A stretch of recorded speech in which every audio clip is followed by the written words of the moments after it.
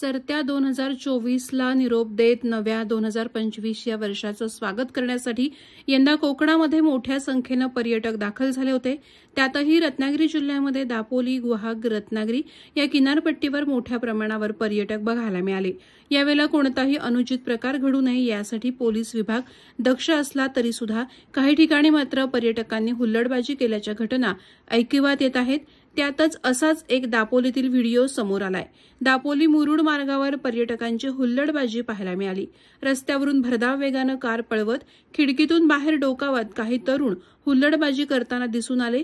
समोरून येणाऱ्या गाड्यांना हुलकावणी देत मागून जाणाऱ्या गाड्यांचा रस्ता अडवत ही हुल्लडबाजी सुरू होती। 31 डिसेंबरच्या पार्श्वभूमीवर दापोलीत आलेल्या या हुल्लडबाज पर्यटकांवर कारवाई करावी अशी मागणी आता स्थानिक नागरिकांकडून केली जाते। तर हा व्हिडिओ सध्या जोरदार व्हायरल होतो आहे। प्रहार डिजिटल न्यूज ब्युरो, दापोली।